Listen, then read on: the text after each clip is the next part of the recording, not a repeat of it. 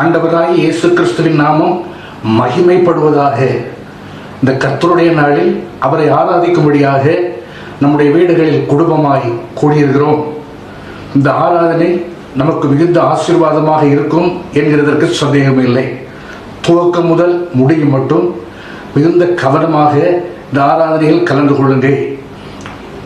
ஸ்தோத்திர பலி, பாடல்கள், ஜெபம், எதற்காக ஜெபிக்க வேண்டும் என்று ஜெபிக்கிற காரியங்கள், செய்தி, இவை அனைத்திலும் மிகுந்த கவனம் வைத்து இவைகளில் நாம் ஜாக்கிரதையாக இருப்போமேனால் அது நமக்கு மிகுந்த ஆசீர்வாதமாக இருக்கும் என்கிறதற்கு சந்தேகமில்லை.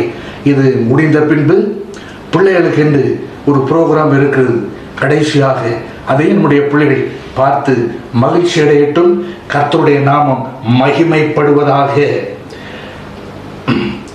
நான் என் நாமத்தை பிரஸ்தாபப்படுத்தும் எந்த ஸ்தானத்திலும் உன்னிடத்தில் வந்து உன்னை ஆசீர்வதிப்பேன் என்கிற இந்த வேதவசத்தின்படி கர்த்தர் நம்மை ஆசீர்வதிப்பாராக, நம்மை பெருக பண்ணுவாராக.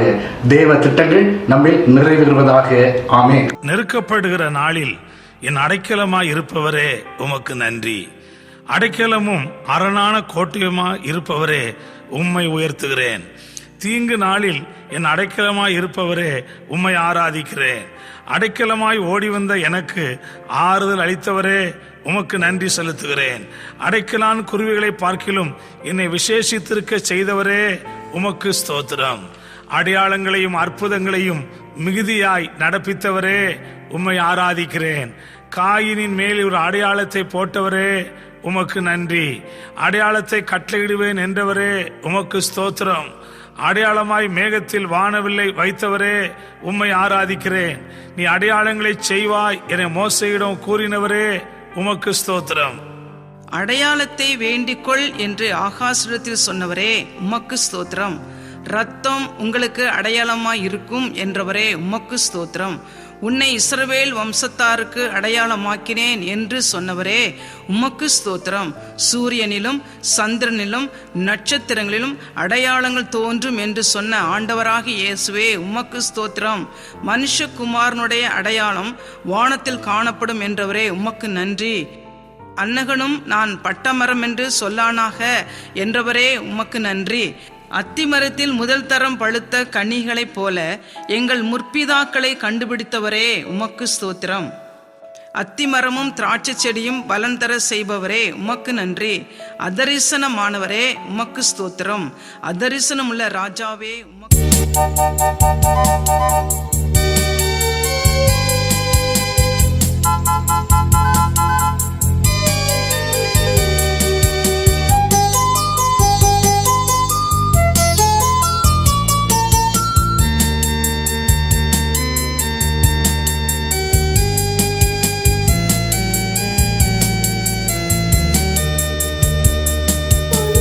கஷ்டங்கள் சூழ்ந்திடும், துன்பம்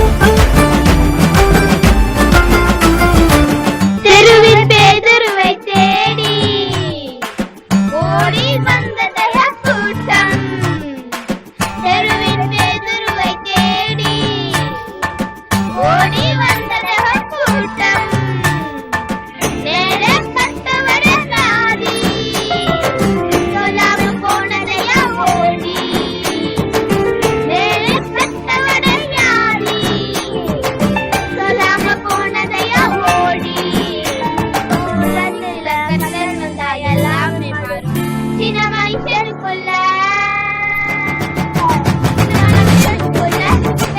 ஆண்டவர் வந்தா பெரிய பெரிய அற்புதங்கள் நடக்கும். வல்லத்துக்குள்ள தேவ வல்லவர் வந்தா உனக்கு எல்லாம் நடக்கும்.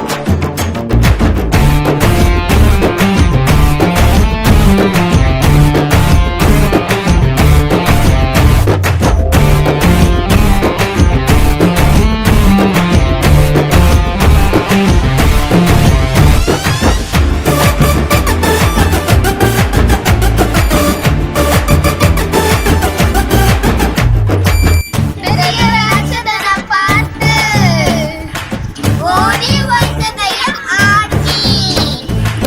பெரிய ராட்சதனை பார்த்து ஓடி வந்ததையும் ஆட்சி. கூல வந்ததையும் தாவீது கூலங்கல்ல விட்டு ஜெயித்தாரு. கூல வந்ததையும் தாவீது கூலங்கல்ல விட்டு ஜெயித்தாரு. மூலத்துல கத்தர் வந்தா எல்லாமே மாறும். சின்ன மனுஷனுக்குள்ள பெரிய ஆண்டவர் வந்தா பெரிய பெரிய அற்புதங்கள் நடக்கும். உள்ளத்துக்குள்ள தேவ வல்லவர் வந்தா உனக்கு எல்லாம் நடக்கும். உனக்கு அற்புதங்கள் நடக்கும். உலகமே உன்னை பார்த்து வியக்கும். உனக்கு அற்புதங்கள் நடக்கும். உலகமே உன்னை பார்த்து வியக்கும். சில மனுஷனுக்குள்ள பெரிய ஆண்டவர் வந்தா பெரிய பெரிய காரியங்கள் நடக்கும். உள்ளத்துக்குள்ள தேவ வல்லவர் வந்தா உனக்கு எல்லாம் நடக்கும்.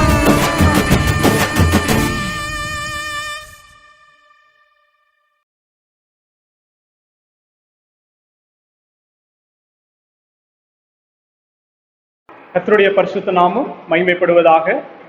இந்த நாளிலும் கர்த்தருடைய வார்த்தையை உங்கள் மத்தியிலே கொண்டு வரும்படியாக தேவன் பாராட்டின தயவிற்காக தேவனுக்கு நன்றி செலுத்துகிறேன்.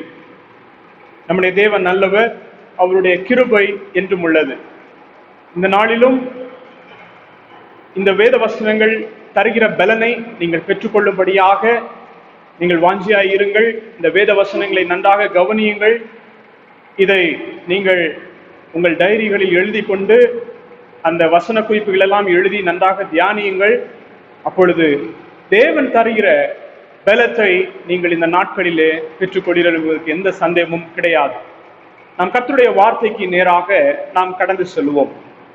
ஏசாயா 30வது அதிகாரம் 18வது வசனம் இப்படியாக சொல்லுகிறது: ஆனாலும் உங்களுக்கு இறங்கும்படி கர்த்தர் காத்திருப்பார், உங்கள் மேல் மனதுருகும்படி எழுந்திருப்பார். கர்த்தர் நீதி செய்கிற தேவன், அவருக்கு காத்திருக்கிற அனைவரும் பாக்கியவான்கள் என்று சொல்லப்பட்டிருக்கிறது. பாருங்கள், நம்முடைய ஆண்டவராக இயேசு கிறிஸ்துவிற்கு அநேக பெயர்கள் உண்டு. அவர் இரக்கமுள்ளவர், இறங்குகிறவர் என்று அநேக பெயர்கள் அவருக்கு உண்டு. ஆனால் இந்த இடத்தில் இறங்குகிற தேவன் என்று சொல்லப்பட்டிருக்கிறது. இறங்கும்படி காத்திருப்பார் என்று சொல்லப்பட்டிருக்கிறது. இரக்கம் உள்ளவர் என்பது அது ஒரு அர்த்தம். ஆனால் இறங்கும்படி, இறங்குவார், இறங்கும்படி காத்திருப்பார் என்று சொல்வது அதிலும் சற்று ஆழமான ஒரு காரியம். மனிதர்களாகிய நாம் எல்லாருக்கும் இரக்க சுபாவம் உண்டு. ஆனால் இறங்குகிற மனிதன் என்று சொன்னால் தன்னுடைய நிலையை விட்டு மற்றவர்களுக்காக இறங்கி வேலை செய்கிறவன் தான் இறங்குகிறவன் என்று நாம் சொல்ல முடியும். அதே போலதான் இந்த இடத்துல வேதத்தில் இந்த வசனம், அவர் இரக்கத்தின் தேவன் தான், ஆனால் அவர் இறங்குகிற தேவன், நமக்காக இறங்கி நம்மை ஆசீர்வதிக்கிற, நம்முடைய ஜெபத்திற்கு பதில் தருகிற ஒரு தேவன் என்பதை நீங்கள் மறந்து போகக்கூடாது.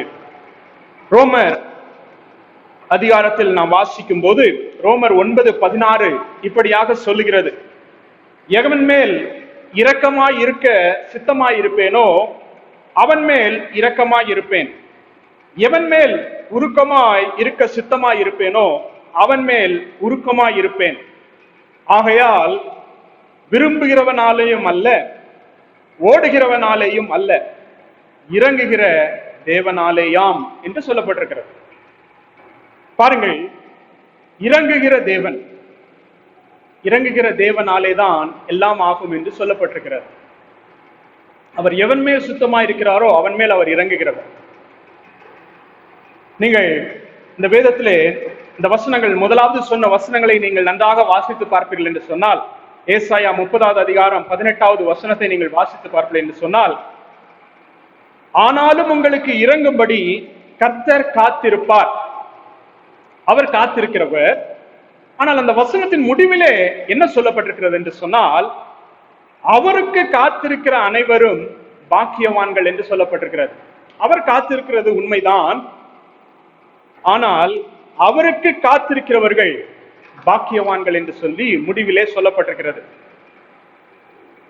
அப்படி என்றால் கர்த்தர் காத்திருக்கிறார் உண்மைதான், நீங்களும் நாளும் கர்த்தருக்கு காத்திருக்க வேண்டும்.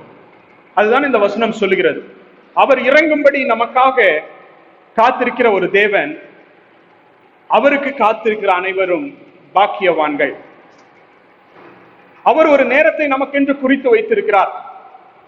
அவர் நமக்கென்று ஒரு நேரம் அவர் வைத்திருக்கிறார். அந்த நேரம், அந்த நாள், மாதம், எந்த வருடம், அதெல்லாம் நமக்கு தெரியாது. அவர் ஒரு நேரத்தை நமக்கு குறித்து வைத்திருக்கிறார். அந்த நேரத்திற்காக அவருக்கு நாம் காத்திருப்போம் என்று சொன்னால் நாம் பாக்கியவான்களாக மாறிவிடுவோம். அதுல எந்த சந்தேகமும் கிடையாது. பாருங்கள், சுருக்கமாய் சொன்னால், அவர் உனக்காக இறங்கும்படி காத்திருக்கிறார். நீ அவருக்காக காத்திருக்க ஆயத்தமா? இதைதான் இந்த வசனத்திலிருந்து ஆண்டவர் நம்மிடத்தில் கேட்கிறார். இதைதான் நாம் யோசித்து பார்க்க வேண்டும். நான் காத்திருக்கிற வரைக்கும் நீ காத்திருக்க ஆயத்தமா? இதைதான் ஆண்டவர் கேட்கிறார். நான் காத்திருக்கிற வரைக்கும் நீ காத்திருக்க ஆயத்தமா? இதுலதான் நமக்கு எல்லா பிரச்சனைகளும் வந்து விடுகிறது. ஆண்டவருக்கென்று நாம் காத்திருக்கும் போதுதான் பல பிரச்சனைகளுக்குள்ளாக நாம் சிக்கி விடுகிறோம். நிறைய கோபங்கள் நமக்கு வருகிறது. இன்னும் எவ்வளவு நாள் காத்திருக்க வேண்டும், எவ்வளவு நாள் காத்திருக்க வேண்டும் என்று சொல்லி இந்த கோபம் நமக்குள்ளாக வருகிறது. எல்லா பிரச்சனையும் அதுல தான் வருகிறது. பாருங்கள், நாம் ஆண்டவருக்கு காத்திருக்கும் போதுதான் பலவிதமான காரியங்கள் நாம் சந்திக்கிறோம். ஆண்டவருக்கு காத்திருக்க வேண்டும் என்று சொல்லி ஆண்டவர் விரும்புகிறார். நமக்கு எல்லாருக்குமே ஒரு ஆத்திர சுபாவம், உடனடியாக நடந்து விட வேண்டும். நாளைக்கு நடக்காதா, நாளை மறுநாள் நடந்து விடாதா, அடுத்த வாரம் நடந்து விடாதா, அப்படிதான் நாம் நினைப்போம். நாம் எப்பொழுதுமே அப்படி நினைக்கிறவர்கள். உடனடியாக நடக்க வேண்டும் என்று சொல்லி நாம் அநேக விரும்புகிறதை பார்க்கிறோம். ஆனால் வேதவசனம் என்ன சொல்கிறது என்று சொன்னால், அவர் காத்திருக்கிறார், அவருக்கு காத்திருக்கிறவர்களும் பாக்கியவான்கள் என்று சொல்லப்பட்டிருக்கிறது. நாம் அவருக்கு காத்திருக்கும்படியாக ஆண்டவர் நம்மை அழைக்கிற ஒரு தேவனாய் இருக்கிறார். அவர் நமக்கு இறங்கும்படி அவர் காத்திருக்கிறார். சங்கீதம் 6:3 சொல்லுகிறது, என் ஆத்துமா மிகவும் வியாகுலப்படுகிறது, கர்த்தாவே எதுவரைக்கும் இறங்காதிருப்பீர் என்று சொல்லி சங்கீதக்காரன் சொல்லுகிறதை நாம் பார்க்கிறோம். இன்றைக்கு நாம் அநேகர் இதைதான் சொல்லுகிறோம்.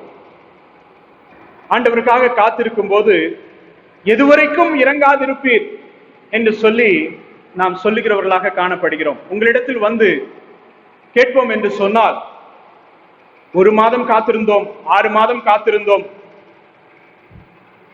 1 வருடம் காத்திருந்தோம், இன்னும் சிலர் சொல்லுவார்கள் 5 வருடம் காத்திருந்தோம், இன்னும் ஒன்றும் நடக்கவில்லை என்று சொல்லி அநேகர் சொல்லுகிறதை நாம் பார்க்கிறோம். எதுவரைக்கும் காத்திருக்கிறோம், காத்திருக்க வேண்டும், எதுவரைக்கும் இறங்காதிருப்பீர் என்று சொல்லி சங்கீதக்காரன் இந்த இடத்திலே கேட்கிறதை பார்க்கிறோம். ஆனால் ஆண்டவர் சொல்லுகிறார், கர்த்தருக்கு காத்திருக்கிறவர்கள் பாக்கியவான்கள் என்று ஆண்டவர் நமக்கு சொல்லி இருக்கிறார்.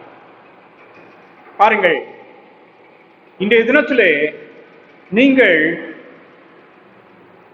உணர்ந்து கொள்ள வேண்டிய ஒரே ஒரு காரியம், கர்த்தர் உங்களுக்காக இறங்கும்படி காத்திருக்கிறார் என்பதை நீங்கள் ஒரு நாளும் மறந்து போகக்கூடாது.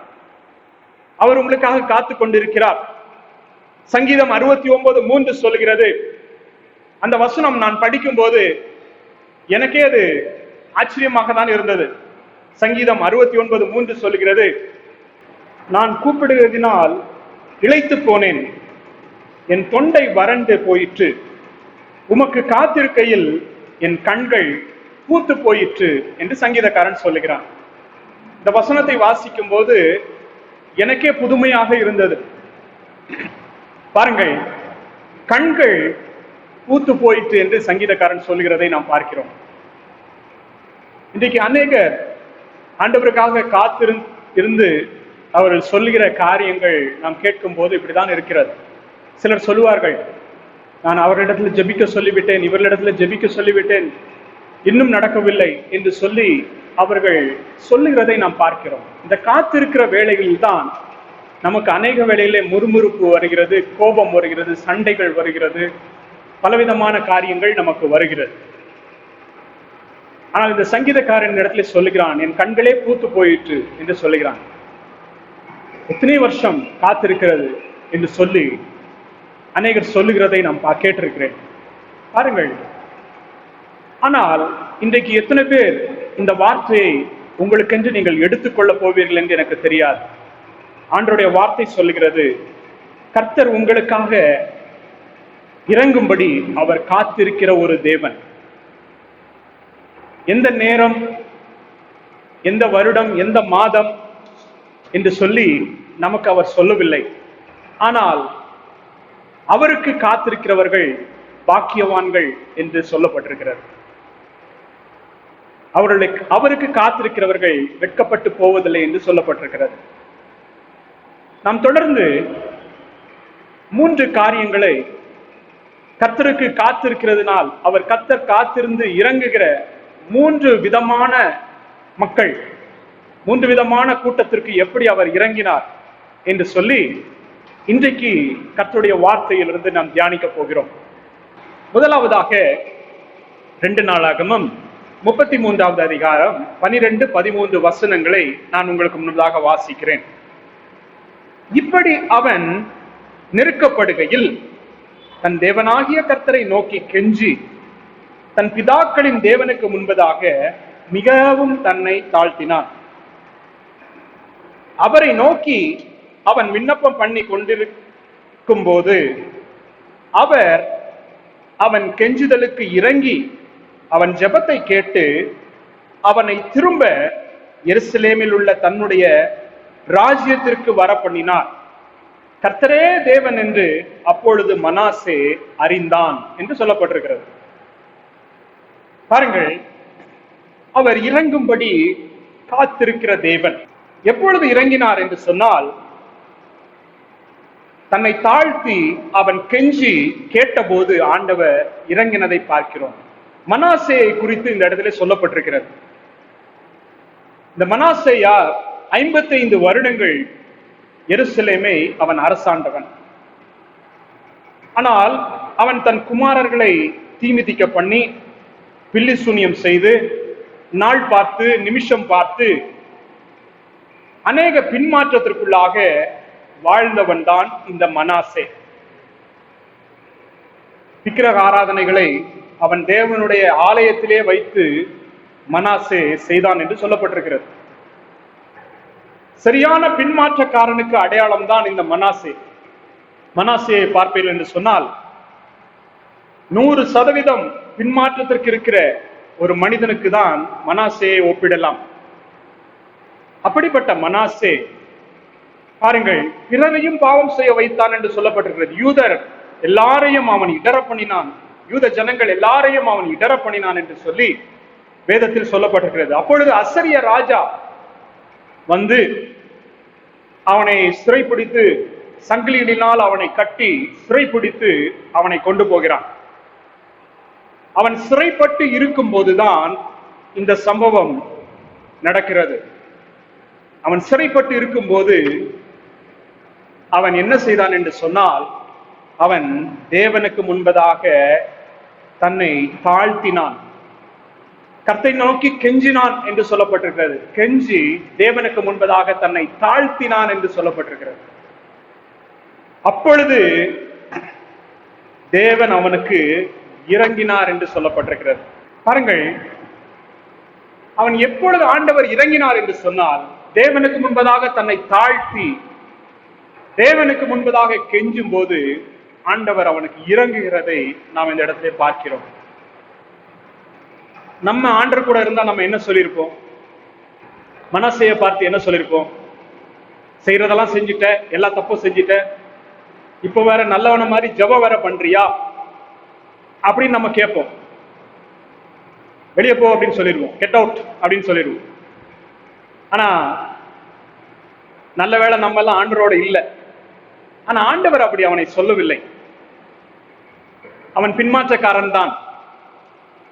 அவன் அவருக்கு விரோதமாக தவறுகளை செய்தவன் தான். ஆனால் அவன் கெஞ்சி தேவனுக்கு முன்பதாக தன்னை தாழ்த்தின போது ஆண்டவர் அவனை திரும்பவும் ஏற்றுக்கொள்ளுகிறதை பார்க்கிறோம்.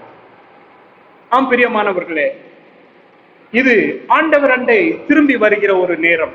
எப்பொழுது அவர் நம்மண்டை வருவார் என்று சொன்னால், நாம் அவரிடத்திலே நம்மை தாழ்த்தி நம் மனம் திரும்பும் போது ஆண்டவர் நமக்கு இறங்குகிறவராக மாறிவிடுவார். அவருடைய கோபம் மாறிவிடும். பாருங்கள், இந்த மனசினுடைய வாழ்க்கையிலே ஆண்டவர் உடனடியாக திரும்பவும் அவனுடைய பழைய நிலைமைக்கு கொண்டு வந்து விட்டார். திரும்பவும் அவனுடைய ராஜ்யத்தில் வந்து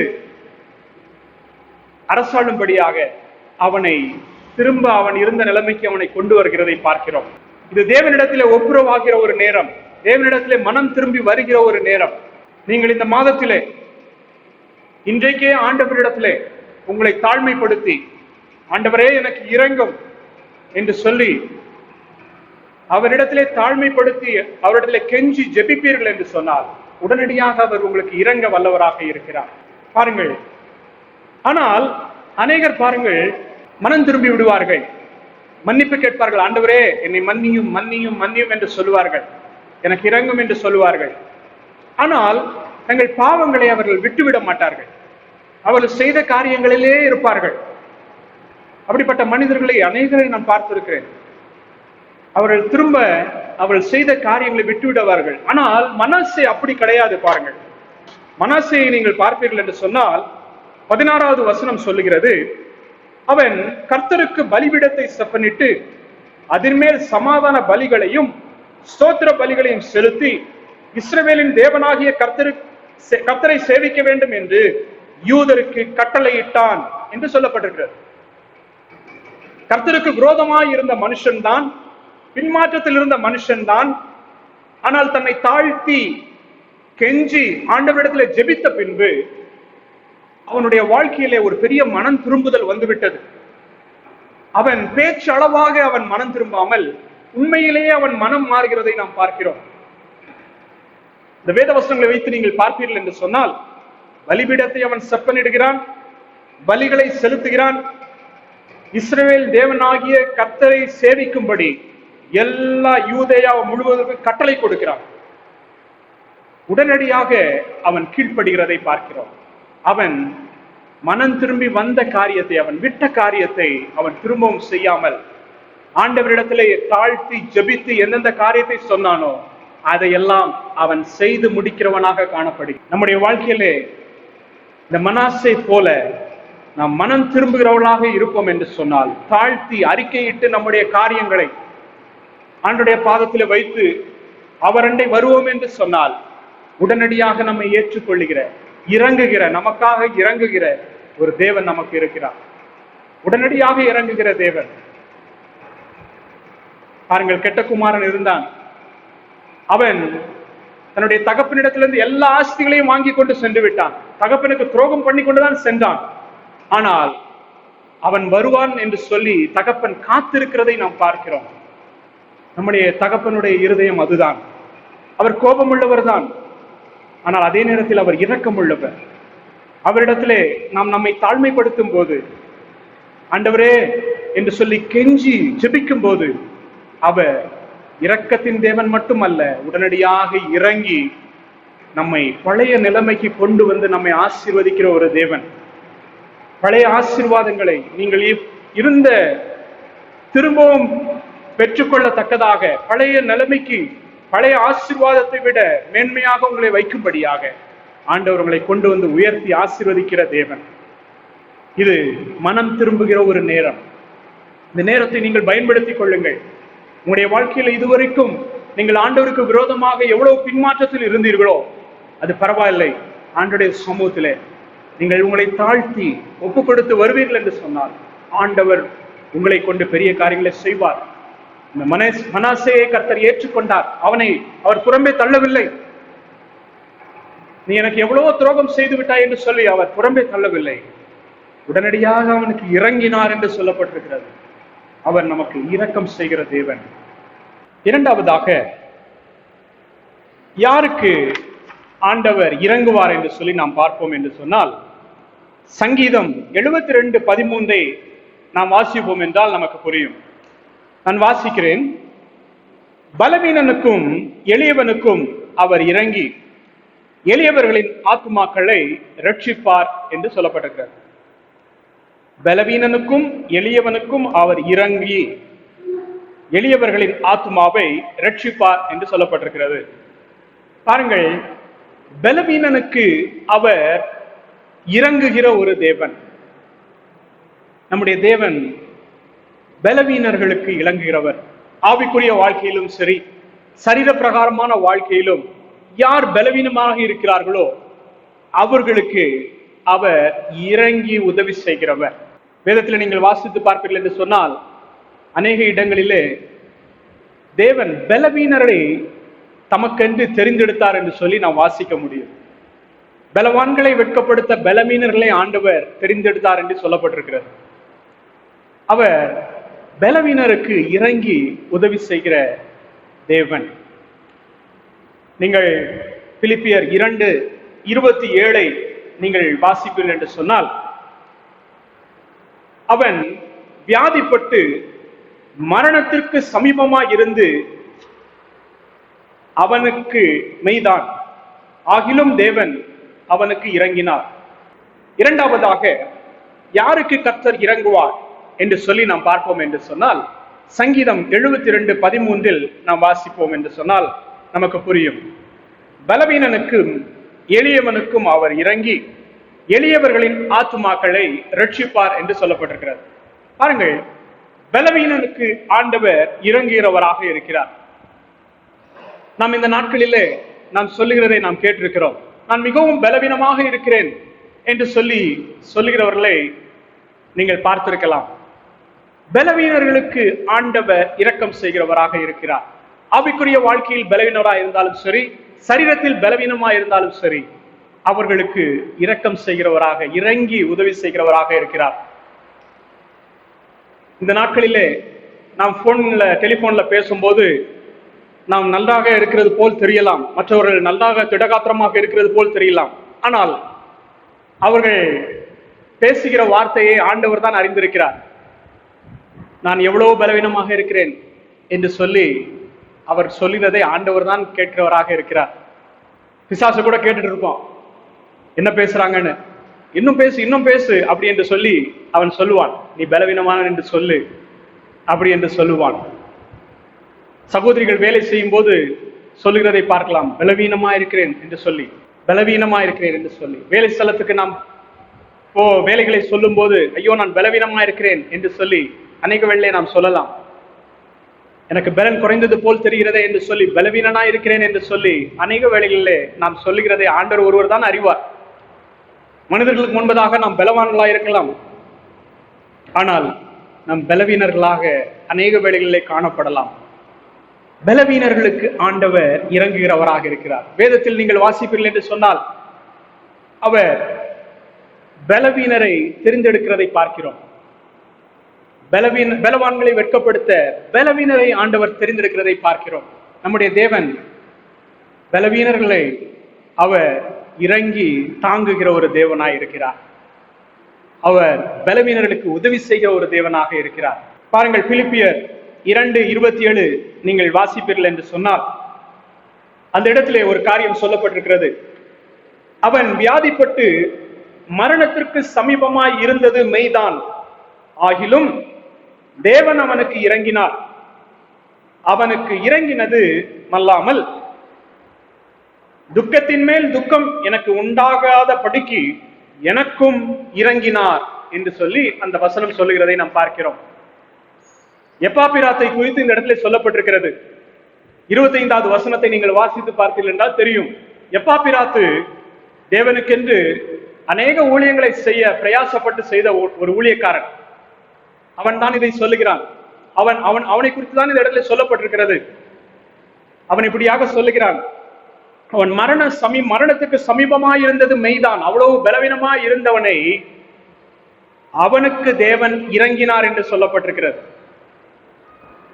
அப்படி இறங்கினதும் அல்லாமல் அப்போஸ்தலனாகிய பவுலுக்கு ஆண்டவர் இறங்குகிறார். எப்படி இரக்கம் செய்கிறான் என்று பவுல் சொல்லுகிறான், நான் துக்கத்தின் மேல் துக்கம் எனக்கு உண்டாகாமல் இருக்க ஆண்டவர் எனக்கும் இறங்கினார் என்று சொல்லி அப்போஸ்தலனாகிய பவுல் சொல்லுகிறதை நாம் பார்க்கிறோம். பாருங்கள், இந்த வேளையிலே, இந்த நாட்களிலே, இந்த கொடிய நாட்களிலே நீங்கள் பலவீனப்பட்டு காணப்படலாம், பலவீனோடு சோர்வோடு காணப்படலாம். நீங்கள் சோர்ந்து போகாதிருங்கள். தேவனிடம் அவரை நோக்கி கூப்பிடுங்கள். ஆண்டவர் இந்த பலவீனர்களுக்கு இறங்கி உதவி செய்கிறவர். இந்த நாட்களிலே ஒரு பெரிய விடுதலை ஆண்டவர் உங்களுக்கு தருவார். உங்கள் மேல் இரக்கம் பாராட்டுவார். அவர் இரக்கம் பாராட்டுகிற தேவன். அவர் உங்களை பலனடைய செய்ய வல்லவராக இருக்கிறார். பாருங்கள், பிலிப்பியர் 2:26 நீங்கள் வாசிப்பீர்கள் என்று சொன்னால் இந்த எப்பாப்பிராத்தினுடைய குணம் ரொம்ப ஆச்சரியமான ஒரு குணமாக இருக்கிறது. பொதுவாக நாம் பலவீனமாக இருப்போம் என்று சொன்னால் நாம் மற்றவரிடத்திலே சொல்லிவிடுவோம், நான் பலவீனமாக இருக்கிறேன் என்று சொல்லிவிடுவோம். சொல்லிவிடுவது மட்டுமல்ல, அவர்கள் நம்மை வந்து பார்க்க வேண்டும் என்று சொல்லி நாம் எதிர்பார்ப்போம். சிலர் சொல்லுவாங்க, நான் சொல்லி 2 வாரம் ஆச்சு, யாருமே சர்ச்சில இருந்து வந்து எங்களை பார்க்கல, நான் இவ்வளவு பலவீனமா இருக்கிறேன், யாருமே எங்களை வந்து விசிட் பண்ணல, நான் இவ்வளவு பலவீனமா இருக்கேன் அப்படின்னு சொல்ற மக்களை தான் நான் பார்த்திருக்கிறேன். நாம் அப்படித்தான் இயல்பாக சொல்லுவோம். நாம் பலவீனப்பட்டால் அப்படிதான். நான் பலவீனப்பட்டேன் என்று சொல்லியும் அவர்கள் கேட்காது போல் இருக்கிறார்கள் என்று சொல்லி நாம் அநேக வேளையிலே சொல்லுகிறோம். ஆனால் இந்த எப்பாப்பிரத்தினுடைய குணத்தை பாருங்கள். 2:26 வசனம், பிலிப்பியர் 2:26 அவன் சொல்கிறான், அவன் உங்கள் எல்லார் மேலும் வாஞ்சையுள்ளவனும் தான் வியாதிப்பட்டதை நீங்கள் கேள்விப்பட்டதினாலே மிகவும் வியாகிலப்படுகிறதினாய் இருப்பீர்கள் என்று சொல்லி அவன் சொல்கிறதை பார்க்கிறான். அவன் வியாதியா இருக்கிறதை மற்றவர்கள் கேள்விப்படக்கூடாது, கேள்விப்பட்டால் அவர்கள் வியாகுலப்படுவார்கள் என்று சொல்லி அவன் இந்த இடத்துல சொல்லுகிறதை பார்க்கிறோம். என்னுடைய குணம் வித்தியாசமான ஒரு குணமாக இருக்கிறது. பாருங்கள், வியாதியா இருக்கிறதை மற்றவர்கள் அறியக்கூடாது, அறிந்தால் அவர்கள் வியாகுலப்படுவார்களே என்று சொல்லி அவர்கள் அறியாமல் இருப்பதே நல்லது என்று சொல்லி இந்த எப்பாப்பிராத்து இந்த இடத்துல சொல்லுகிறதை, எப்பாப்பிராத்து நினைக்கிறதை, அவனுடைய இருதயம் இப்படி இருக்கிறதை நாம் பார்க்கிறோம். பாருங்கள், லாசரு வியாதிப்படும் போதே இயேசுவுக்கு சொல்லுகிறார்கள். ஆனால் வேதம் சொல்லுகிறது, இயேசு கிறிஸ்து 2 நாள் அவர் எங்கே தங்கினாரோ அங்கேயே தங்கிவிட்டார் என்று சொல்லப்பட்டிருக்கிறது. அங்கேயே தங்கிவிட்டார் என்று சொல்லப்பட்டிருக்கிறது. ஆனால் அவன் லாசரு மரித்து போனான் என்ற செய்தி தான் அவருக்கு வருகிறது. பாருங்கள், செத்தவனை உயிரோடு எழுப்புவது தேவனுக்கு மகிமையா? வியாதியா இருக்கிற நம்மை சுகமா இருக்கும் போதே, உயிரோடு இருக்கும் போதே வியாதியை சுகப்படுத்துவது மகிமையா என்று கேட்டால் நீங்கள் சொல்வீர்கள், வியாதியா இருக்கும் போதே ஆண்டவர் எங்களை சுகப்படுத்துகிறதான் மகிமை என்று நினைப்பீர்கள். ஆனால் நம்முடைய ஆண்டவர் எதையும் அவர் அநீதியாய் செய்கிறவர் அல்ல. அவர் எல்லாவற்றையும் அதனதின் காலத்தில் நேர்த்தியாய் செய்கிறவர். அவர் நாம் மரித்தாலும் நம்மை உயிரோடு எழுப்ப வல்லவராக இருக்கிறார். அவர் மரித்தாலும் நித்திய ஜீவனை நமக்கு கொடுக்க, உயிரோடு வைக்க அவர் நம்மை நடத்த உண்மையுள்ளவராக இருக்கிறார். அவர் நம்மை மகிமைப்படுத்துகிற தேவன். அவர் ஒரு நாளும் நம்முடைய பலவீனத்தை, அவர் ஜெபத்தை கேட்காத ஒரு தேவன் அல்ல. நம்முடைய பலவீனமான நாட்களிலே அவர் நம்மை காண்கிற தேவன். சிலருடைய வாழ்க்கையில அப்படிதான். எவ்வளவோ நான் பலவீனமா இருக்கிறேன், யாரும் என்னை வந்து பார்க்கவில்லை, நான் எவ்வளவு சொல்லியும் அவர்கள் காதுல வாங்கிக் கொள்ளவில்லை என்று சொல்லி அநேக வேளையிலே நாம் நினைக்கிறோம். ஆனால் உங்களோடு ஆண்டவராகிய இயேசு கிறிஸ்து இருக்கிறார். அதை ஒரு நாளும் மறந்து போகாதிருங்கள். ஆண்டவராகிய இயேசு கிறிஸ்து இந்த பலவீன நாட்களிலே உங்களுக்கு மனம் இறங்க அவர் உண்மையுள்ளவராக இருக்கிறார். இந்த எப்பாபிராத்து இரவும் பகலும் ஊழியம் செய்தவன், தேவனுக்கென்று ஊழியம் செய்தவன், அவனுக்கு பலவீனம் வந்தது உண்மைதான், மெய்தான்.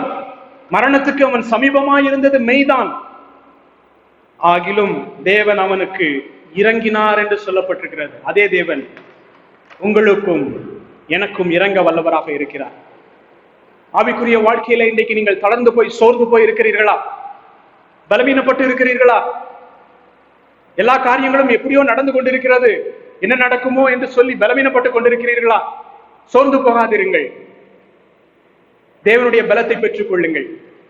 தேவனண்டை நெருங்கி வந்து அவருக்காக நீங்கள் காத்திருப்பீர்கள் என்று சொன்னால் அவர் உங்களுக்காக இறங்க காத்து கொண்டிருக்கிறார். அவர் உங்கள் பலவீனத்திலே உங்களை தாங்குவார். கர்த்தர் உங்களுக்கு ஒரு பெரிய விடுதலையை அவர் கொடுக்க வல்லவராக இருக்கிறார். அதை நீங்கள் ஒரு நாளும் மறந்து போகாதிருங்கள். மூன்றாவதாக, எப்படிப்பட்ட மக்களுக்கு ஆண்டவர் இறங்குவார் என்று சொல்லி நீங்கள் மூன்றாவது ஒரு காரியத்தை உங்கள் மத்தியிலே வைக்க விரும்புகிறேன்.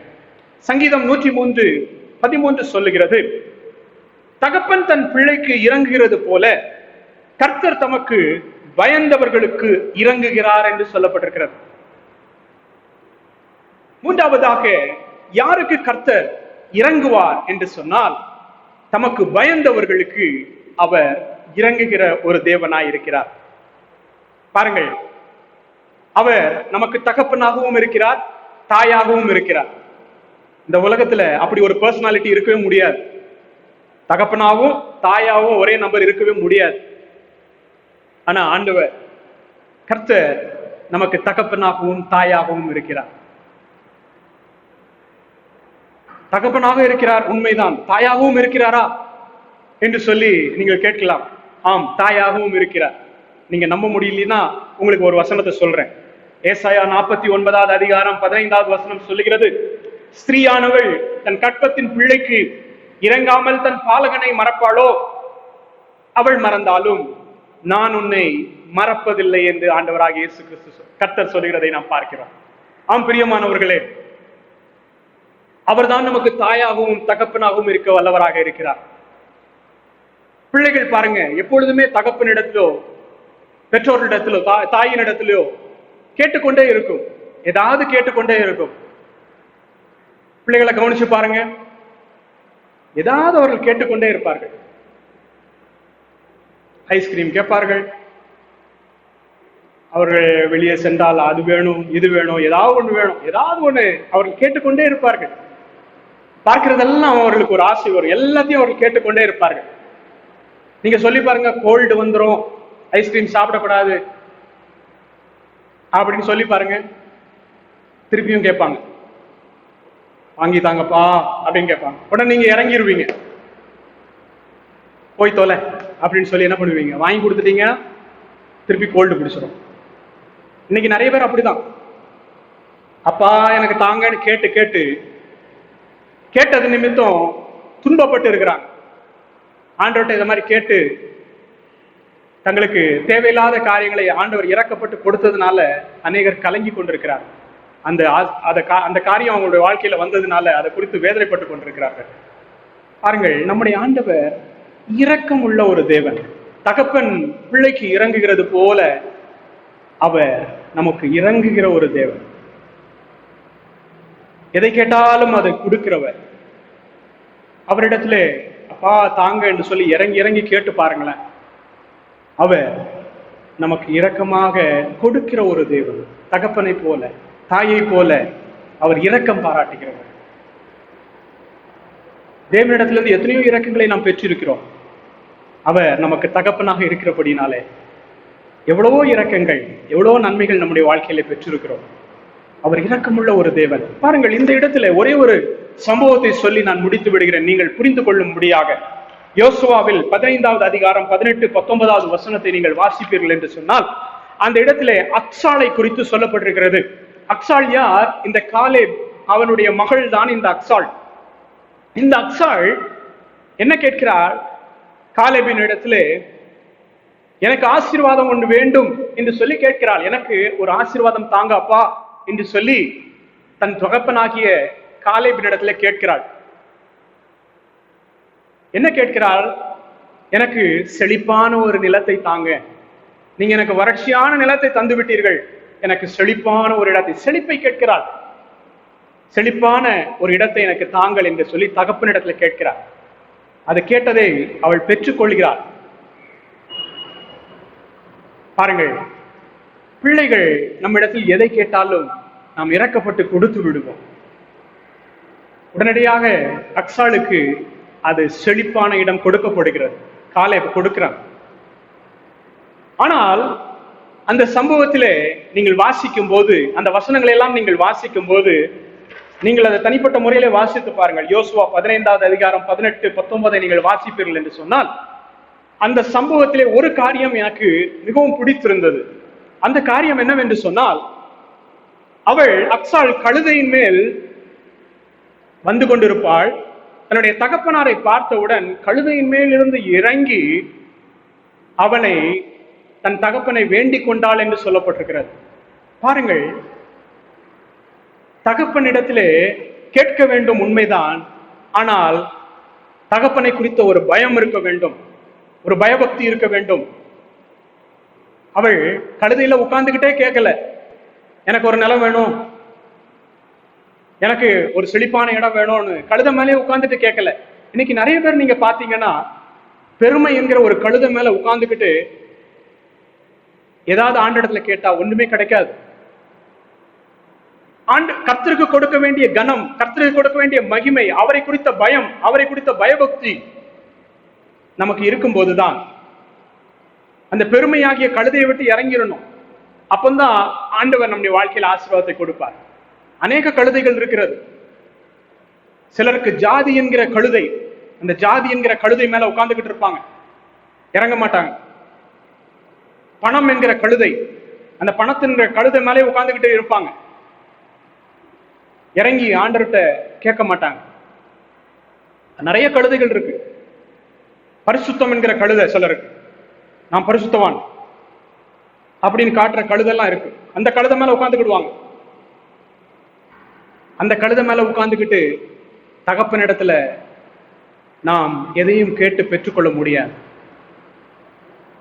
அக்சாள் அந்த கழுதையை விட்டு இறங்கி தன் தகப்பனிடத்திலே வேண்டிக் கொண்டாள். வேண்டிக் கொண்டு கேட்டபோதுதான் அவளுக்கு செழிப்பு கொடுக்கப்பட்டது, செழிப்பான தேசம் கொடுக்கப்பட்டது. இன்றைக்கு நீங்கள் ஆண்டவரிடத்துல இறங்கி கேட்க முடியுமா? ஆண்டவரே என்று சொல்லி நீங்கள் எதை மேன்மை பாராட்டுகிறீர்களோ அதை விட்டு இறங்கி வந்து நீங்கள் ஆண்டவரிடத்துல கேட்க முடியுமா? இன்றைக்கு நீங்கள் அப்படி கேட்பீர்கள் என்று சொன்னால் நிச்சயமாக ஆண்டவர் தருவார். நிச்சயமாக ஆண்டவர் உங்களுக்கு தருவார். உங்கள் சந்தோஷம் நிறைவா இருக்கும்படி கேளுங்கள், பெற்றுக்கொள்வீர்கள் என்று சொல்லப்பட்டிருக்கிறது. மீன் கேட்டால் உங்களுடைய பிள்ளைக்கு நீங்கள் பாம்பை கொடுப்பீர்களா? முட்டையை கேட்டா தேளை கொண்டு கொடுப்பீங்களா? இல்ல. நம்மளே பொல்லாதவர்களாகிய நம்மளே இவ்வளவு இரக்கம் காட்டும் போது ஆண்டவர் நம்மளுக்கு கொடுக்காமல் இருப்பாரா? நிச்சயமாக கொடுப்பார். கேட்டு பாருங்க. இன்னைக்கு நான் உங்களை பார்த்து என்ன வேணும்னு கேட்டா நீங்க என்ன சொல்லுவீங்க? நல்லா 5 புது சாரி எனக்கு வேணும், 5 புது ட்ரெஸ் எனக்கு வேணும், அப்படிதான் சொல்லுவீங்க. ஆண்டவரை பார்த்து, கர்த்தர் கேட்கிறாரு உங்களை பார்த்து இறக்கப்பட்டு, அப்படிதான் சொல்லுவீங்க. ஓ இந்தா வச்சுக்கோ, ஆண்டவரும் கொடுத்துருவார். ஆண்டவர் இரக்கமுள்ள தேவன். ஆண்டவர் இடத்துல செழிப்பை கேட்டாள், அவள் பெற்றுக்கொண்டாள். நம்முடைய வாழ்க்கையில தகப்பனுக்கு கொடுக்க வேண்டிய கனம், கர்த்தருக்கு கொடுக்க வேண்டிய கனம், மகிமை, அந்த பயபக்தி, அந்த பயத்தோடு நாம் ஆண்டவரிடத்துல கேட்கிறோமா? பயத்தோடு ஆண்டவரிடத்துல இருக்கிறோமா? அப்படி இருந்தோம் என்று சொன்னால், ஆண்டவரை குறித்த ஒரு பயம், மனுஷருக்கு பயப்படுகிற பயம் அல்ல, ஆண்டவருக்கு பயப்படுகிற பயம், அந்த பயத்தோடு நாம் இருப்போம் என்று சொன்னால், ஆண்டவர் உங்களுக்கு இறங்கி உதவி செய்ய வல்லவராய் இருக்கிறார். உங்களுக்காக இறங்கி அவர் உதவி செய்வார். அதுல எந்த சந்தேகமும் இல்லை. நீங்கள் இன்றைக்கு ஆண்டவரிடத்துல செழிப்பை கேட்கிறீர்களா? ஆண்டவரே, என்னுடைய வாழ்க்கை வறண்டு போய் இருக்கிறது ஆண்டவரே, எங்கு பார்த்தாலும் வறட்சி போல் இருக்கிறது, எந்த நம்பிக்கையும் இல்லை, எனக்கு செழிப்பை தாரும் ஆண்டவரே என்று இந்த அக்சால் கேட்டது போல் கேட்கிறீர்களா? நிச்சயமாக ஆண்டவர் தருவார். ஆண்டவரே, என்னுடைய வாழ்க்கை பரிசுத்த ஆவியானவரால் நிரப்பப்பட்ட ஒரு வாழ்க்கையா இருக்க வேண்டும், நான் வறண்டு போய் என்னுடைய ஆவிக்குரிய வாழ்க்கை காணப்படுகிறது, என்னுடைய வாழ்க்கையிலே ஒரு செழிப்பை தாரும் என்று சொல்லி நீங்கள் கேட்கிறீர்களா? இன்றைக்கு ஆண்டவர் அந்த செழிப்பை, ஆசீர்வாதத்தை உங்களுக்கு தருவார். நீங்கள் ஆண்டவருக்கு கொடுக்க வேண்டிய கனத்தை கொடுங்கள், ஆண்டவருக்கு கொடுக்க வேண்டிய மகிமையை கொடுங்கள். பயபக்தியோடு அவரிடத்திலே பயத்தோடு வாருங்கள், நடுக்கத்தோட வாருங்கள். தகப்பனிடத்திலே நாம் எப்படி கேட்க வேண்டுமோ அப்படி கேட்டால்தான் ஆண்டவர் ஆசீர்வாதத்தை தருவார். ஆம் பிரியமானவர்களே, நான் முதல் சொன்ன வேத வசனத்தை நீங்கள் மறந்து போகாதிருங்கள். நாம் திரும்பவும் அந்த வசனத்தை நாம் வாசிப்போம். ஏசாயா 30:18. ஆனாலும் உங்களுக்கு இறங்கும்படி கர்த்தர் காத்திருப்பார். கர்த்தருக்கு நாம் காத்திருக்க ஆயத்தமா? அவருக்கு காத்திருக்கிற அனைவரும் பாக்கியவான்கள் என்று சொல்லப்பட்டிருக்கிறது. நாம் அவருக்கு காத்திருப்போம் என்று சொன்னார், நிச்சயமாக தேவன் நம்மை மகிழ பண்ணுவார், நம்ம முகங்களை பிரகாசிக்க பண்ணுவார். அவருக்கு காத்திருக்கிறவர்கள் ஒரு நாளும் வெட்கப்பட்டு போவதில்லை. காலங்கள் ஆகலாம், ஆனால் தேவன் குறித்த நேரத்திலே அவர் சொன்னதை செய்து முடிப்பார். அவர் உண்மையுள்ளவர். அவர் காத்திருக்கிறார் நமக்கு இரக்கம் செய்யும்படியாக. எப்படியாவது நமக்கு இரக்கம் செய்ய வேண்டும் என்று சொல்லி அவர் காத்து கொண்டிருக்கிறார். அவர் காத்து கொண்டிருக்கிற இந்த வேளையிலே நாம் அவருக்காக காத்திருக்க முடியுமா? அவருக்காக நீங்கள் காத்திருப்பீர்கள் என்று சொன்னால், அவரிடத்திலே நீங்கள் இறங்கி வருவீர்கள் என்று சொன்னால், எப்படி மனாசே தான் விட வேண்டியவைகளை எல்லாம் விட்டு தேவனிடத்திலே கெஞ்சி தன்னை தாழ்த்தி அர்ப்பணித்து அவன் வந்தானோ, உடனே அவனுக்கு ஆண்டவர் இறங்கினார். அவனுடைய பின்மாற்றமான காரியத்தை எல்லாம் அவன் விட்டு விட்டான். இன்றைக்கும் விட வேண்டிய காரியங்களை விட்டுவிட்டு ஆண்டவரிடத்தில் நெருங்கி வருவீர்கள் என்று சொன்னால், உடனடியாக ஆண்டவர் உங்களுக்கு இரக்கம் செய்வார். உங்களுடைய பலவீனத்திலே ஆண்டவர் உங்களுக்கு இரக்கம் செய்வார். சோர்ந்து போகாதிருங்கள், உங்களை பலப்படுத்துவார். ஆண்டுடைய பலன் உங்களுக்கு அவர் கொடுப்பார். அவர் இரக்கமுள்ள தேவன், அவர் இரக்கம் செய்கிற தேவன். அவர் கர்த்தருக்கு பயப்படுகிறவர்களுக்கு இரக்கம் செய்கிறவர். நாம் கர்த்தருக்கு பயப்படுகிறவர்களாக இன்றைக்கு காணப்படுவோம் என்று சொன்னார். ஆண்டவருக்கு பயந்து அவருக்கு கொடுக்க வேண்டிய கனம், அவருக்கு செலுத்த வேண்டிய காரியங்கள், அவருக்கு செலுத்த வேண்டிய மகிமை, அதை நாம் அவருக்கு கொடுத்து விட்டு அவரிடத்திலே நாம் இறங்கி கேட்போம் என்று சொன்னால் நமக்கு அவர் இரக்கம் செய்வார். அவர் உண்மையுள்ளவர். பாருங்கள், ஆனாலும் கர்த்தர் உங்களுக்கு இரக்கம் செய்யும்படி காத்திருப்பார். நீங்களும் காத்திருக்கும் போது தேவன் தருகிற ஆசீர்வாதத்தை உங்களுடைய வாழ்க்கையிலே பெற்றுக் கொள்வீர்கள். கர்த்தர் தாமே உங்களுக்கும் தேவன் தருகிற ஆசீர்வாதங்களை பெற்றுக்கொள்ள உதவி செய்வாராக. ஆமென்.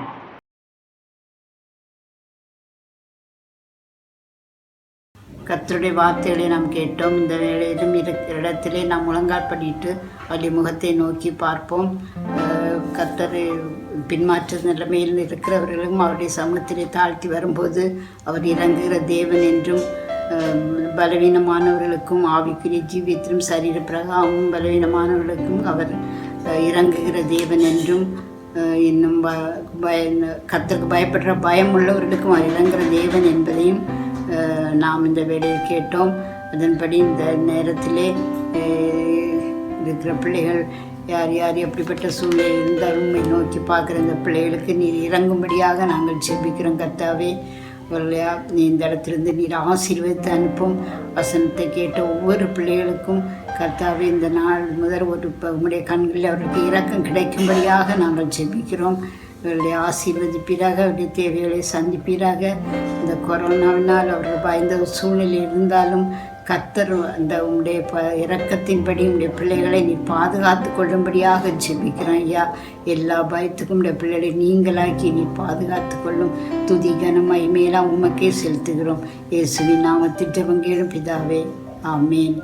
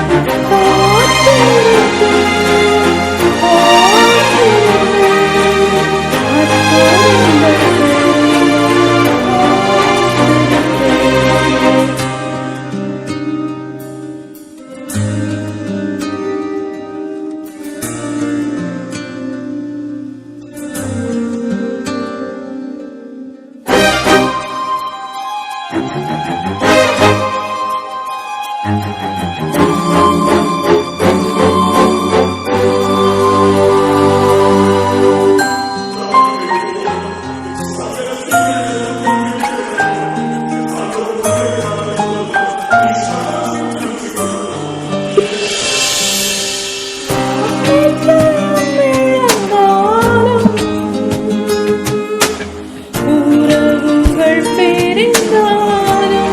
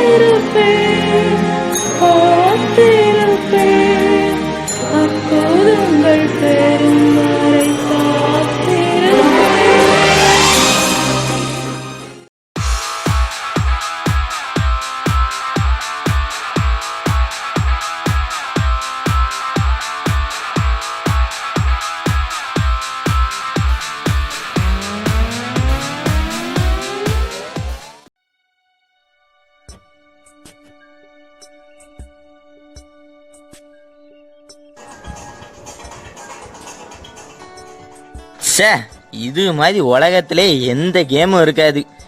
செமையான கேமு. சரி, நல்லா விளையாண்டாச்சு, போய் சாப்பாடு சாப்பிடுவோம். எம்மா எம்மா, இன்னைக்கு என்னம்மா சாப்பாடு? சாப்பாடெல்லாம் ரெடி ஆயிட்டுமா. அம்மா உனக்காக மட்டன் பிரியாணி, சிக்கன் குழம்பு, சிக்கன் 65லாம் செஞ்சு வச்சிருக்கேன். நீ வந்து சாப்பிடவாமா? அப்படியா? சே, சூப்பரான சாப்பாட, இப்பவுமே வரேன். சே, அருமையான சாப்பாடு. எப்பா, சிக்கன் குழம்பு என்ன சூப்பரா இருக்கு. இது மாதிரி என்னைக்கும் சாப்பிட்டது கிடையாது. செமையா இருக்க. வா, வயிறு முட்டை சாப்பிட்டாச்சு, இதுக்கு மேல சாப்பிடவே முடியாது. சரி, கொஞ்சம் நியூஸ் பார்ப்போம். இந்தியா முழுவதும் நாளை வரை ஊரடங்கு உத்தரவு நீட்டிக்கப்பட்டிருந்தது. இந்த சூழ்நிலையில் தற்பொழுது தமிழகத்தில் வருகிற 30ஆம் தேதி வரை ஊரடங்கு நீட்டிக்கப்படுவதாக இன்னும் 14 நாள் ஊரடங்கு சட்டம் நீடிக்க போதான். நம்ம வீட்டுல தேவையான திங்ஸ் எல்லாம் வாங்கி வச்சுட்டீங்களா? இதெல்லாம் பத்தி நீ அம்மா கவலைப்படுற? வீட்டுல 5 மாசத்துக்கு தேவையான ஜாமான்லாம் ஏற்கனவே வாங்கி வச்சாச்சுப்பா. சரி, நம்மளுக்கு கவலையே கிடையாது. நம்ம வீட்டுல தேவையான எல்லா ஜாமானும் இருக்கு. நம்ம போய் செல்போன் விளையாடுவோம். சரி, போவோம்.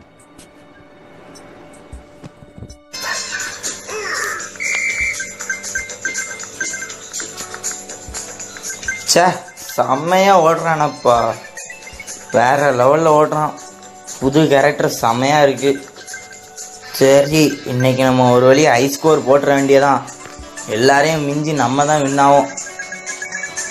வாவ், அங்க ஒரு கிஃப்ட் பாக்ஸ் வேற இருக்கே. ஐயோ ஐயோ, சை, எனக்கு இந்த கேமே பிடிக்கல. எப்போ பார்த்தாலும் நானே அவுட் ஆகிட்டு இருக்கேன். அவசரத்தில் நம்ம அம்மா அப்பா வாங்கி கொடுத்த ஃபோனை வேற உடச்சிட்டோம். என்ன செய்யண்டே தெரில. சரி, நம்ம ஃப்ரெண்ட்ஸுக்கெல்லாம் இன்னொன்று ஒரு ஃபோன்லேருந்து பேசுவோம். டே ஜானி, என்னடா பண்ணிக்கிட்டு இருக்க? பப்ஜி விளாண்டுருக்கியா? இன்னும் அதுக்குள்ளேயும் வச்சுட்டான். சரி, இந்த பையன் கேம் விளையாடுறேன்ட்டு வச்சுட்டான். நம்ம ஏஞ்சலுக்கு ஃபோன் பண்ணி பார்ப்போம். ஹலோ ஏஞ்சல், லீவில் என்ன பண்ணிக்கிட்டு இருக்க? நானா சாம், லீவ்ல எங்கேயுமே வெளியில போக முடியல பத்தியா? அதனால வீட்டுல இருந்து மேக்கப் போட்டுட்டு இருக்கேன்டா. அப்பதானே ஸ்கூலுக்கு வரும்போது நல்லா ஃப்ரெஷ்ஷா இருக்க முடியும். பாவிகளா, இந்த பொண்ணுங்களால வீட்டுக்குள்ள கூட மேக்கப் போடாம இருக்க முடியலையா? சரி, நம்ம டேனிக்கு ஃபோன் பண்ணி பார்ப்போம். அவன் என்ன செய்யறான்னு தெரியவே இல்லை. டேனியாப்பா, அவன் வீட்டு வேலை செஞ்சுக்கிட்டு இருக்கான். டேனி, டேனி, உன் ஃப்ரெண்டு பேசுறான் பாரு. டேனி வீட்டு வேலை செஞ்சுக்கிட்டு இருக்கானா? டேனி, உங்க வீட்டுல வேலைக்காரங்களாம் கிடையாதா? எங்க வீட்டுல வேலைக்காரங்களா? எங்க அப்பாவே டெய்லி வேலைக்கு போனாதான் சம்பளமே கொடுப்பாங்க. இப்போ வேற லாக்டவுன் போட்டாங்க. எங்க அப்பாவால வேலைக்கு கூட போக முடியல. எங்க அப்பாவுக்கு வேற காய்ச்சல் வந்துட்டு என்ன செய்யண்டே தெரியல. எங்க வீட்டுல ஹாஸ்பிட்டலுக்கு போறதுக்கு கூட காசு இல்லை. அதனால தான்டா நான் வீட்டு வேலை பார்க்கேன். சரிடா, நான் உனக்கு அப்புறமா கால் பண்றேன்னு. ஐயோ பாவம் டேனி, ரொம்ப கஷ்டப்பட்டு இருக்கான். என்ன செய்ய, ரொம்ப கஷ்டப்பட்டுட்டு இருக்கான். சாப்பிட்றது கூட வழி இல்லைன்னா நம்ம அப்பாட்ட கேட்டு ஹெல்ப் பண்ணா என்னவா?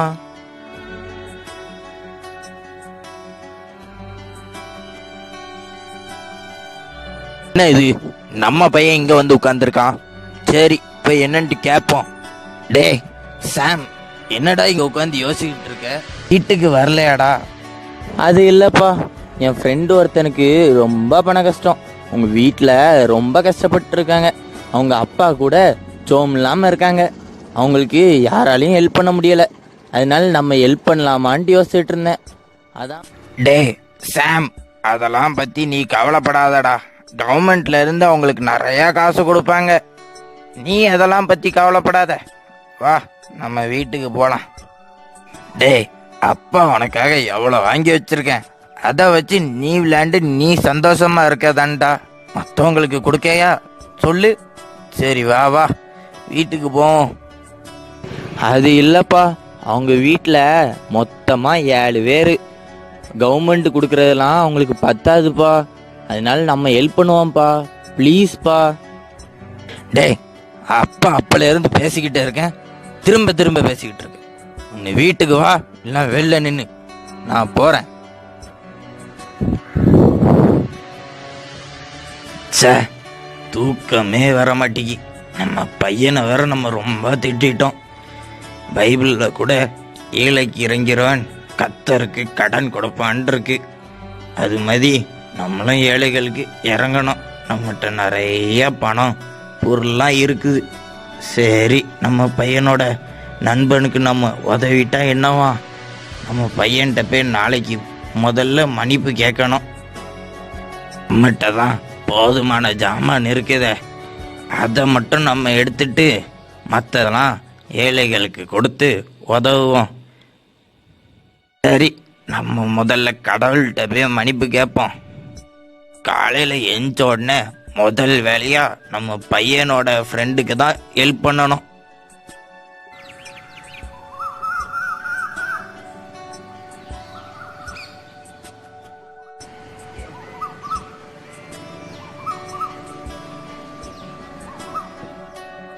டே சாம், என்ன மன்னிச்சிருடா.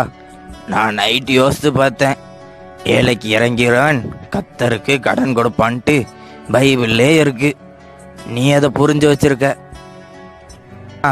நான் தான் புரியாம போயிட்டேன்.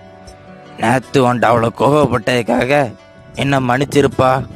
இப்போவுமே உன் ஃப்ரெண்டு டேனிக்கு போய் நம்ம ஹெல்ப் பண்ணலாம், வரியா? ஜாலி, நீங்கள் மனம் மாறுவீங்கன்ட்டு அப்போலே எனக்கு தெரியும். நேற்று நான் ஏசப்பாட்ட ப்ரேயர் பண்ணேன், நீங்கள் மனம் மாறன்ட்டு. வாங்கப்பா, நம்ம இப்போவுமே டேனி வீட்டுக்கு போவோம். சரி வாப்பா, நம்ம போய் உன் ஃப்ரெண்டு டேனிக்கு ஹெல்ப் பண்ணுவோம். ரொம்ப தேங்க்யூப்பா. வாங்க நம்ம சீக்கிரமா போ.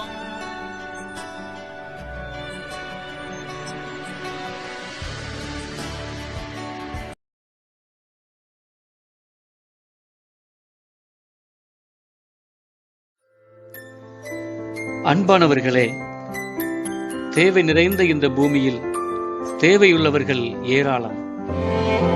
இறைவன் நமக்கு வழங்கியுள்ள ஆசைகள் அனைத்தும் நமக்குள் மட்டுமே வைத்துக் கொள்வதற்கல்ல, நம்மால் இயன்ற மட்டும் பிறருக்கு கொடுக்க வேண்டும் என்பதற்காக. நம்முடைய தேவையை மிஞ்சியிருக்கும் அனைத்தும் பிறருக்குரியது என்ற சிந்தனையை பெறுவோம். நாம் எவ்வளவு கொடுக்கிறோம் என்பதை விட சுயநலமாக எவ்வளவு வைத்துள்ளோம் என்பதையே இறைவனின் கண்கள் காண்கிறது. உணவு, உடை, உறைவிடம் எனும் அடிப்படை தேவைகளுக்காக நித்தம் நித்தம் போராடு மனிதர்கள் மீது நேசக்கரம் நீட்டுவோம். அதுவும் இந்த ஊரடங்கு நாட்களில் கூலி வேலை செய்தவர்கள், குறைந்த வருமானத்துடன் தனியார் மற்றும் தொழிற்சாலைகள் நிறுவனங்களில் பணிபுரிந்தவர்கள், வியாதியினால் வேலையின்றி பாதிக்கப்பட்டவர்கள் அனைவரும் வருமானத்தை இழந்து நிற்கும் நேரம் இது. ஒரு மாத உழைப்பு இல்லை என்றால் தங்கள் குடும்பத்தை நடத்தவும், தாங்கள் பட்ட கடனிலிருந்து விடுபடவும், அதை ஈடு செய்யவும் பாவம் அவர்கள் என்ன செய்வார்கள்? நமக்குரிய தேவையை மிதமின்றி நமக்குள்ளே பூட்டி வைக்க இது நேரம் அல்ல. உங்கள் அருகிலுள்ள இப்படிப்பட்ட ஜனங்களுக்கு நீங்களே பொறுப்பாளிகள். செய்ய திராணி இருந்தும் செய்யாமற் போனால் இறைவனின் பார்வையில் நாம் அனைவரும் குற்றவாளிகள். அந்தந்த பகுதிகளில் நம்மால் இயன்ற உதவியை செய்ய முன்வருவோம். பிறர் மீது நாம் வைக்கும் அன்பே இறைவன் மீது வைக்கும் அன்பின் அளவுகோல். தேவையுள்ளோருக்கு நாம் செய்யும் உதவி இறைவனுக்கு செய்ததற்கு சமம். அதற்குரிய கைமாறு அவரால் நிச்சயம் பல மடங்கு உங்களுக்கு உண்டாகும்.